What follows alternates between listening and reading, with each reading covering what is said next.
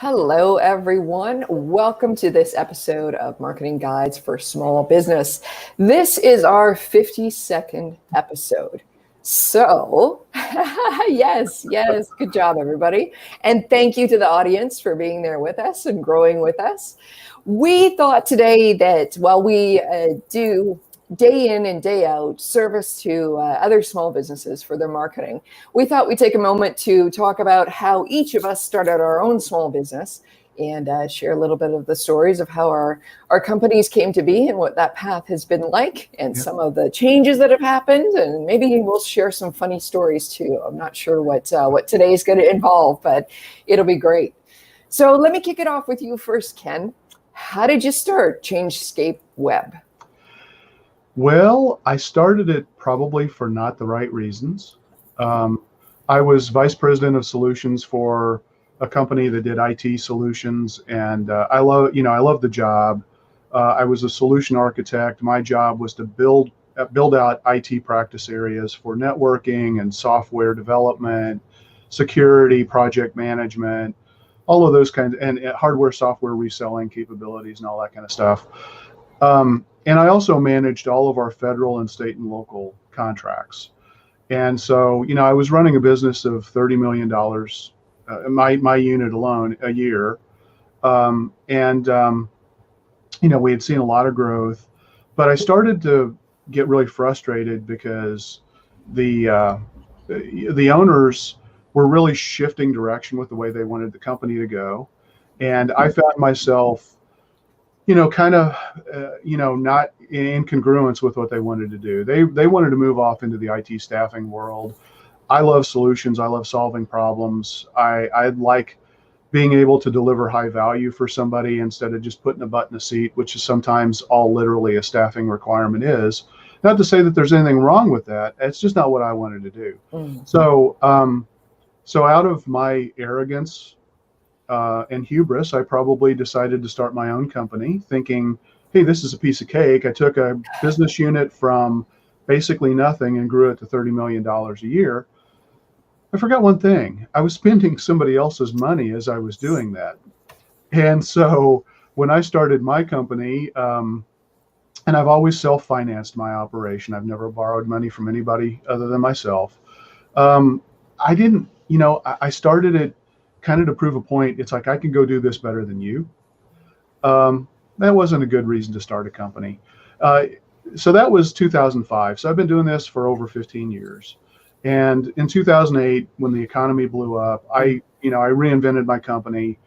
I realized I really didn't like the IT. What I was doing is IT portfolio management is really the practice that I was looking at, where it was very much aligning information technology and marketing strategically with business goals and objectives.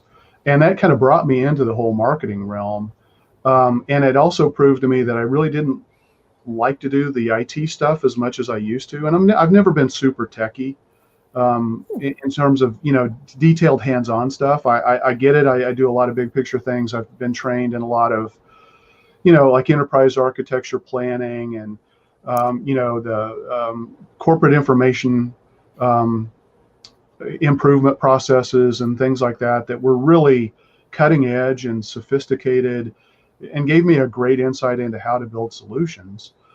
But when 2008 came, all anybody wanted, if they wanted anything, well, first of all, we had a pipeline of 120 to 150 customers that were ready to buy a lot of security products from my business. That all shut down completely. All of those people lost their jobs, or maybe the third that were left were basically told, stop, we're not spending any money unless it is absolutely critical to keeping the business running. And that included security products. So I talked to my team, what do we like to do? Digital marketing was exploding. And so we just decided in 2008, late 2008, let's just do what we like. And so that's when we made the shift over completely to being a digital marketing focused business. And unfortunately, the first several years were pretty rough because marketing was cut severely in 2008. A lot of people literally just is like, I just need a website. That's all I'm going to pay you for. I was trying to be a HubSpot partner back in the day, up through like 2011, I think I was a HubSpot partner. But the market that I was selling to was absolutely not ready for that. So to make a long story shorter, this is like Changescape 5.0. And I think it's important for people to, and I incorporated the name change for a reason, because I think change is constant, especially with what we do. And so I think it's healthy for you to reinvent your business on a very regular basis. And, that doesn't mean you're walking away from something that maybe you did before, but you always need to reevaluate and rethink. You can't sit still in the marketplace and expect to be successful. Ian, what about you? How did you start your business? Yeah, so I heard somebody a few years ago use the term corporate refugee, and I thought that was a good, if anyone's been in the corporate world and then they leave the corporate world, I thought that was a wonderful term. Not so much that you're abandoned and that you have no place, but what I found is I was in the corporate world. I had actually had an original small business years and years ago after I did my education. That was a boutique graphic design and web development agency. And then I went into the corporate world. I got rid of that. I went into the corporate world, and I spent a good chunk of my career in the corporate world and loved it. Loved building teams, loved the systems and the processes. But what I found was in the marketing realm, similar to sales, is that you have a shelf life, and that shelf life tended to be between 2 to 5 years. Mine was generally 4 years at a place. And so after going through this cycle several times, and I should have said too, when I had my original business, one of the things that I really didn't like about having a business was that I'm very much a people person. I love being with people. I love spending time and building teams. And so when I put that business aside and went into the corporate world, I had actually, kind of vowed and said, I can't do that. It was too lonely. It wasn't energizing to me because I spent too much time alone. And so after one of these corporate cycles, my wife and I were talking, Sherry, and we were saying, just really realizing that as wonderful as the corporate world is, as much as those experiences are fantastic, and you are spending other people's money, which is wonderful too, as Ken said, but what we realized is that stability, you always think of the corporate world as being stable, but it actually had this pre-selected instability built into it because of the cycles that these internal marketing teams always went through. When the head person got let go, and it would trickle down, and the new person would bring in their own teams. And so after revisiting that and talking through, how I didn't want to build a solopreneur business. That wasn't what I wanted. So we talked through that. In that time, Sherry had also built her own bookkeeping business, home-based bookkeeping business. So that was also a little bit of a player in that I knew at least I wouldn't be alone physically, which, much to Sherry's chagrin, she's in the same office with me a lot. But when I left the corporate world, one of the things I knew is that I wanted to work with small businesses. That's one of the things I was really passionate about. In some of my corporate gigs, I was supporting small businesses from a manufacturing standpoint, but also we would support their marketing and help them market themselves in order to move more of our services and products. And so I knew I was passionate about working with small businesses, but I also knew there was a very large need with small businesses, and that's something that big businesses do have, and that's people, processes, and systems, and strategy. And so especially when it comes to marketing, businesses have lots of systems. Small businesses usually have systems, but marketing was a system that many small businesses don't invest in and don't know how important it is. And so I wanted to bring that to my target audience. And so that's actually how I incorporated the duct tape marketing, became a duct tape marketing consultant.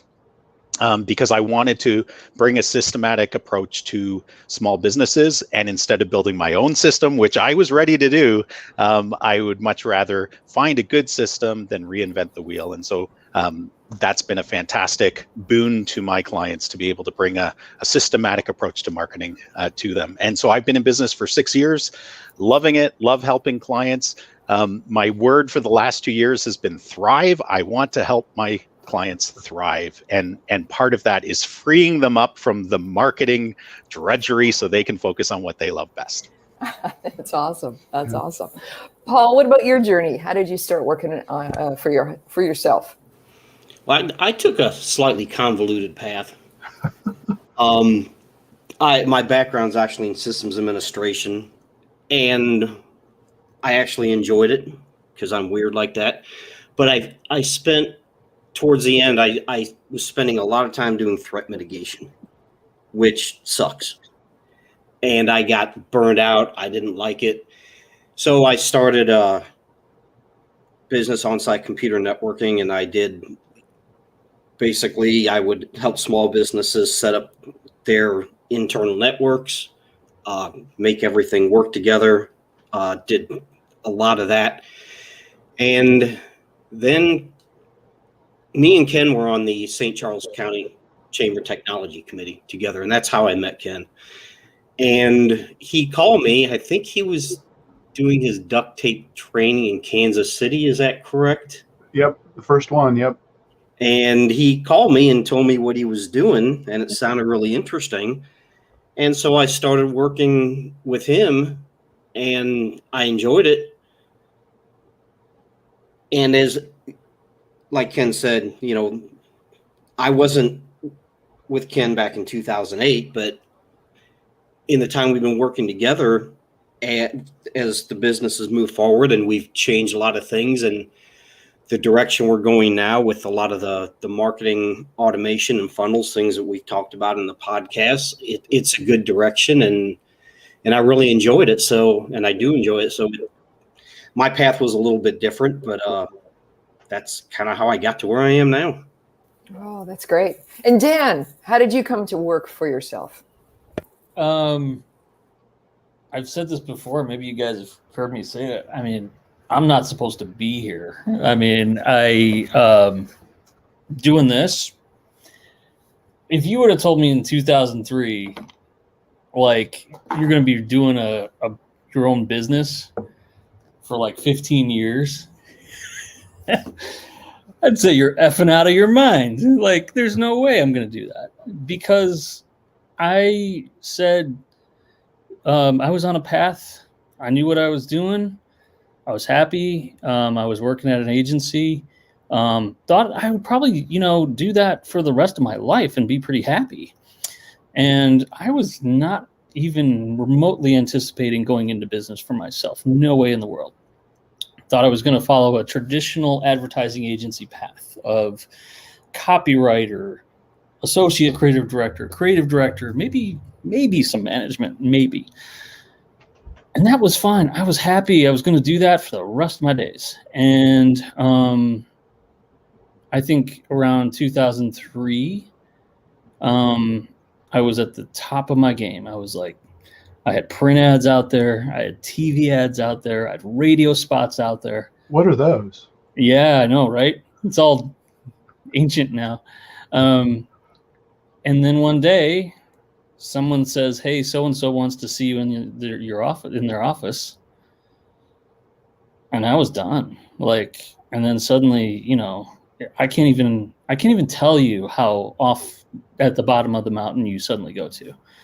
So I fell into a pretty big depression for like 6 months. A lot of self-doubt. And then went to there were no opportunities around at the time. It's different. It was different time. It's so different now. You can go, there's so many different types of agencies you can go to now.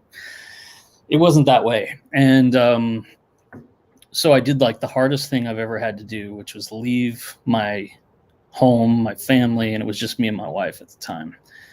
And long story short, 2 years into working for a marketing firm down in Florida,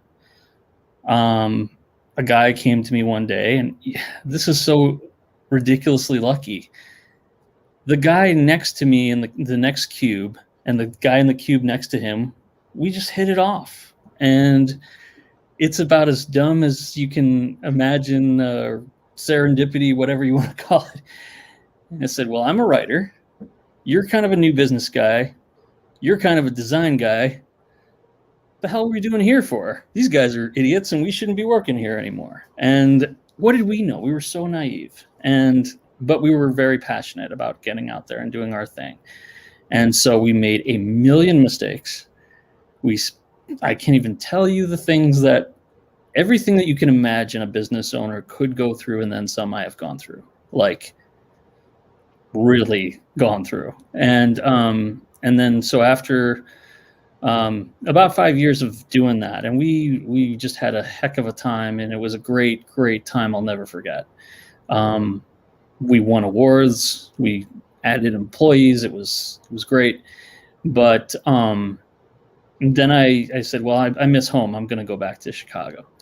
And I thought that would be it too. I thought, again, I'm going to go back. I'm going to work for an agency. I'm not going to do this anymore. This is crazy. Like, no way. And then my wife said, no, you can't work for anybody else. I know you. You're never going to enjoy it because you've been your own boss now. And once you're your own boss, you never want to work for anybody else ever again. At least you don't, Dan Gershenson. I know you. You're going to open your own business, and you're going to call it Caliber because you do the highest caliber work possible. And that was 9 years ago. And so it blows me away almost every week that I'm doing this because I'm not supposed to be. If it was me, I'd just be working somewhere else. But it just goes to show you, you guys have said it, when you have other people, whether you're spouses, partners, family, friends, those are the people around you that push you to go do this stuff and stick with it, because there are days when you definitely want to be like, oh, hell no, I'm not doing this anymore. And then they keep you going. And that's what has kept me going the last 15 years. And I think it's safe to say, as Ian touched on, the reason I stay in it is because of the circle of colleagues that I have, including the ones on this call and all the ones that we know. They are the reason I'm doing this, because without them, it would be a very lonely venture. You need a family, as I often call them. Like that's what keeps me going. And the last thought I'll say is, like Ian, I believe, said, I get a lot of satisfaction of helping the marketing, the small business owner who has no marketing department, maybe one person at best, and really needs a hand. And when we can come ride to their rescue versus somebody who's going to charge them up the wazoo, or somebody who knows very little on, say, Fiverr, we come in and we actually are the senior person who can help them. And that is about as emotionally gratifying as it gets. And I would never go back to my old life after doing this, no matter how hard it gets. This is the life I have chosen. And so, but having people around you to cheer you on in those days it's everything. Oh, for sure. It's everything. This is great, guy. I'm really enjoying this. I've known you all, I don't know, maybe 4 years, 5 years, depending. And I've never heard your stories. So this is great. And I'll only say one other thing. I went through a thing called Strengths Finder, and it tests you on like 50 things, skills. The number one thing I got as a strength is empathy. And I think I know, like some of you, why that is when you've gone through everything, like all 5 of us have, we can empathize so much more with the small business owner because we are small business owners. Like, we know all of the stuff that, gets thrown at them. So we're not like agency people. We're like their partners and friends. And I think that's what really helps us in this life. So that's something that I think is all of our collective strength. And Jen, will you share your story with us? I'd love to share my story with you. My story. If what did you call yourself, Ian? A corporate refugee? A corporate refugee. Yeah. I was going to say my title would be. It would kind of mirror Dan's a little bit. I would be the reluctant entrepreneur. Because Nice. like you, I never thought I would be doing this. I grew up in a household where my dad was the entrepreneur. So I have seen the good and the bad, just sitting around the dinner table, let me tell you, as a kid growing up. So I had no illusions of small business or entrepreneurship or doing deals as being anything glamorous at all. So I was kind of far away from it. I went to school for marketing, came out and was all super corporate marketing lady. So we're talking like Financial Times, we're talking Siemens, Motorola, that kind of thing. But always in a marketing department. But it was very interesting because I was either always joining teams or a division that was new. And so there was a lot of, we don't have a job description yet, but we need a few things done. Can you just, go and do it? And so going and getting it done was something that I guess I developed the skills around, okay, where's the big idea? How do we make it happen? So I was minding my own business in Siemens 2009. And then, the world dropped out. So like a lot of people in 2008, 2009, we got affected by the financial crisis. So I was laid off. And at the time, too, this was in Toronto. So trying to go find another marketing job at that time, I mean, everybody was being laid off. And as I look back now, I think, the thing that kind of gave me a little bit of the light bulb was when I was walking out of my boss's office. I think he had a team of 9. He had to lay off and he got to stay. And I said, how are you going to get all this work done? And he's just like, I don't know.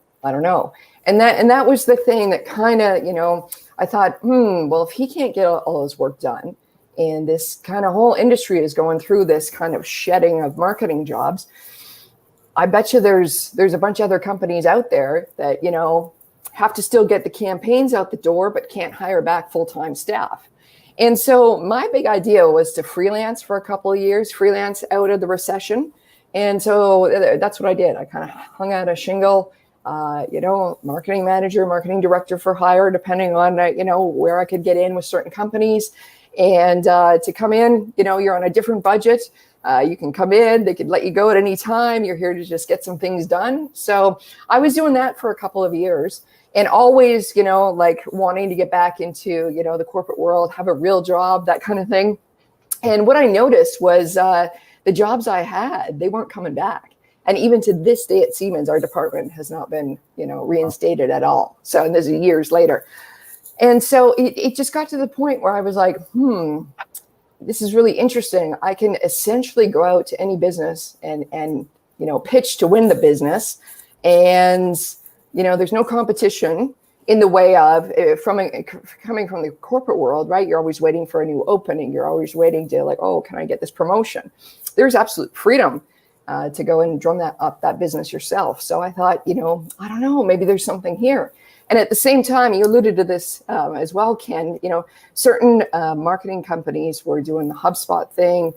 Certain clients weren't really ready for what was happening in marketing, but there was a great change happening, whereas marketing was really exploding to the point where you couldn't even have an in-house team do everything that you needed to do because it was starting to become so specialized and so quick and so, in depth that it was like, how do you staff this all in-house?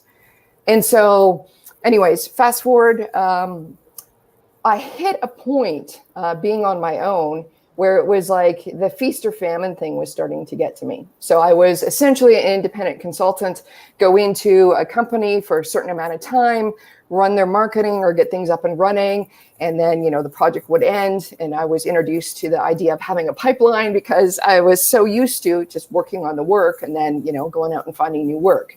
And so that was a little unnerving. But, as much as the famine part of the feast or famine was crazy, the feast part was crazy too, because as a single, independent consultant, if you get too much work at once that you don't have the systems in place to be able to handle, you have to turn work away. And I remember the point when I Ken, you talked about, changing your business and whatnot. Yeah. And I remember the point that I had to change from being this, consultant to I have to turn this thing into a team or a system or something. I had this really great opportunity with this one client, and he had 3 businesses, and he wanted, the full meal deal for all 3 businesses.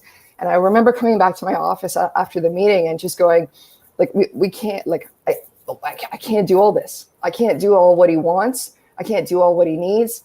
What am I going to do? Like, I just, I'm too small to be able to like go to the next level. And I hadn't thought about, implementing systems yet. It just coming from the corporate world to kind of moving into doing your own thing and then moving into changing your own thing into a process is really, it was really a hard leap for me to make mentally. And so I remember I had to call him back and I had to say, I'm sorry. I mean, I'm at capacity. I can't take your work. And I remember it just kind of like, it was like a turning point for me because I just thought, this is a terrible answer to give this potential client. What am I going to do now? What am I going to do now? And, as luck would have it, the next day I'm listening to a podcast from John Jantsch, Duct Tape Marketing. And I have to tell you, I've been listening to that podcast since 2008. And he never used to run commercials. And on this particular episode, he started with his first commercial for the Duct Tape Marketing Network. And he was talking through all the pain points that I was experiencing right then. And I was like, where is this webinar? I have to get onto it. And so I did. And then sort of the rest is history. And actually being part of the network really helped me change the business from just one person kind of starting from scratch with every new client, only, I had a certain amount of capacity to understanding how to think about marketing as a system, how to be able to supply marketing as a system, how to be able to grow the team and actually, make this into a real live business that is not just me doing all the work. And then, like Dan, you alluded to, or you talked about, like the support is just so key. It is really lonely running your own show, even if you do have a team that you end up building. It's still, you at the top, or you at the you at your desk late at night kind of thing. And then if you don't have folks in your social life or in your family that are used to, or other small business owners, no one can understand like why you got to do invoicing on Saturday, or why all you want to talk about is the next business deal. Like it seemed to start to find a different tribe that is more supportive to you. So anyways, with the Duct Tape Marketing Network, that's been really absolutely supportive. I know John, he says, folks come for the tools and stay for the people, but I say, it is equal. There's just so much to be exposed to there about the tools and the new things about marketing, but also, the other consultants, right? I mean, where else can you get together with a bunch of competitors and you can say things like, what do you think of my pitch? Or what do you think of this? Or what do you think of that? Or what do you think of the price I'm charging for this package? And, and you get really, really helpful feedback that helps you grow your business. Yeah, I remember, I think it was April 2015, we had a boot camp in Chicago, and it's where we defined the packages, which is what I had been working on since 2008. And I had my own packages, and I was an inbound marketing guy. I always have been, but, thanks to folks like Ray Perry and Phil Singleton and some other people who chimed in this meeting, we walked away collectively as a group of consultants with a solution set that we could actually offer to deliver for our clients, on top of the intellectual framework of the system, that's always been important. And, I'm an INTJ. I'm an architect at heart. I consider myself to be a marketing solutions architect at this point in my career. That's what I love to do. And I get it. I love to see how these big picture things work, but you also have to have that tribe that, is out there to validate and say, no, I'm not out there, in the ether proposing something that's absolutely batshit crazy. There goes our rating. Something that could work. I get that all the time, but Absolutely. You just bumped up our age rating on this podcast, Ken.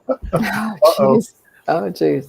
So what's one thing from running a business that was is most surprising to you? How hard sales is? You stole mine. I'm an introvert, and I do a lot of public speaking. I mean, you guys know this about me.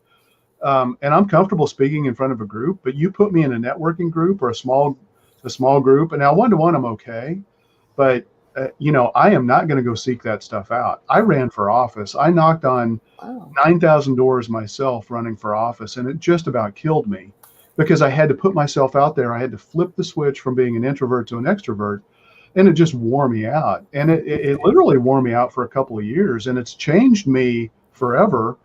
While that experience was fantastic, and I'm really glad I did it, I didn't win, obviously, which I'm disappointed about. But you're the puppet master behind all of the political figures today, though, right?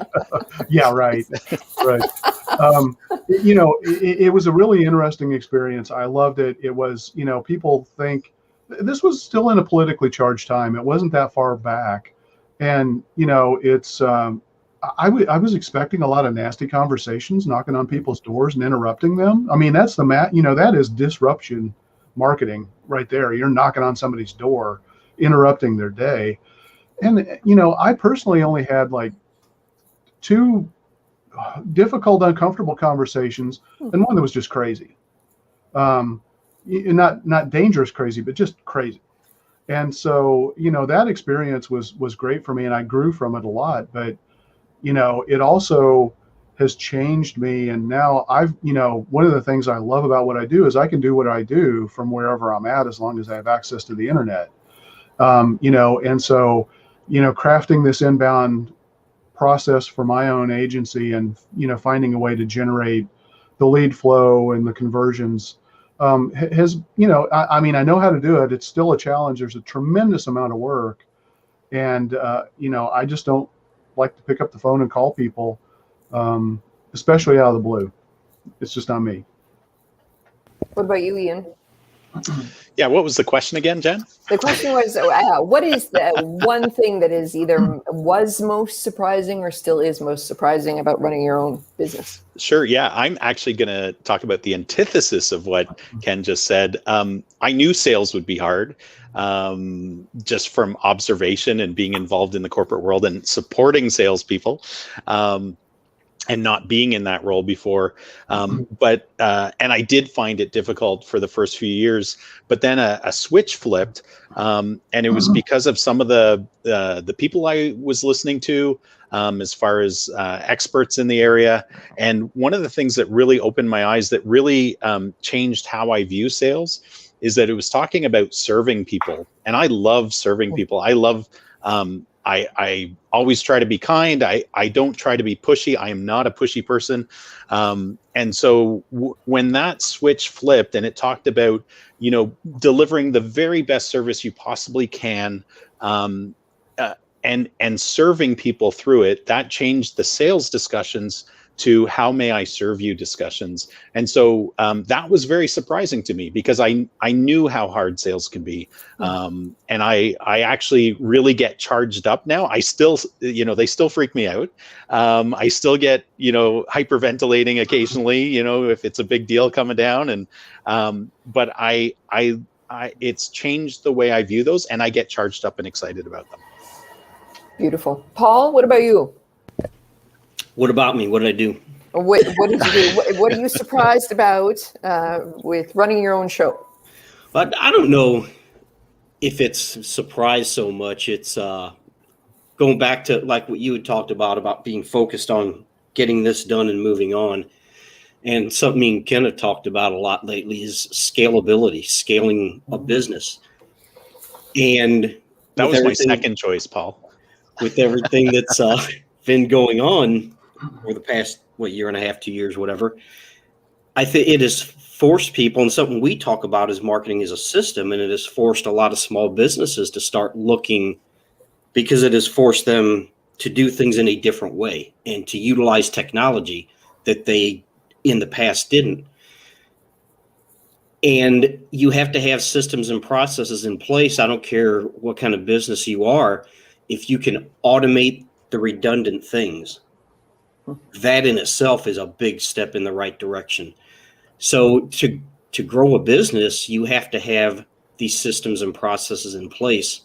So I don't know if it's a surprise so much when you stop and think about it. It's not a surprise, but it's something that as a business owner, you just don't stop and think about because you're focused, you're overwhelmed, you're busy, and I got to get this done. I got to get this done. I got to get this done. And you don't stop and think about automation as a way to help you get these things done. And I think that's the biggest takeaway that I have. Beautiful. Jan, what about you? Most surprising thing? Oh boy, it's literally a book Mm. worth coming later this fall. So let's see. The thing that I think has definitely surprised me, I would not have thought that I would have had to wear so many different hats. Like, especially from the first business to this business, like, no way. But I think you pretty much have to be really good at it really quickly, or you're, probably not going to do that well. Because I think there's a lot of people who go, gosh, if I just had a salesperson, if I just had this person, if I just had that person. Well, guess what? You're that person. You don't get to delegate that. You're that person. And so you decide pretty quickly, I better get freaking good at trying to fake it until I make it on some of these roles that I have. So I think to something Ken alluded to, I was petrified of setting foot in a room if I didn't know somebody, like for a networking event. No way in the world would I have ever done that in the last business. Here, I don't care. Like, the biggest thing that I think I've learned is that you just do it. Now, that doesn't mean you say, oh, I can do everything, when you're kind of not, you don't know anything about it. That's not what I mean. I mean, there's probably some things that you do know deep down that just have to be nurtured and brought up. And you have to wear that hat. And you're the only one who can wear it for a while, so that was really big. And I think the other thing, I think we hear a lot about the rosy part of owning your own business. Like, there was a guy I saw yesterday and he's like, I'm so thrilled to own my own business. I have such freedom to go and play in the yard with my children during the day and all that. And I'm like, oh God, like, really? Like, no, I have never found this to be liberating and freeing and, oh, my Sundays are free now. Like, no, it's never happened. I've never felt like it's freeing. It's the hardest damn thing I've ever had to do in my life. I work my ass off. Here too, isn't it? It's always in your head. It's always. I don't find freedom in what I do. Are you kidding? No. And I have help, and I don't find it freeing. Now, can it be better? Yeah, but don't ever come into this life thinking that, oh, I have such freedom now because I can set my own hours.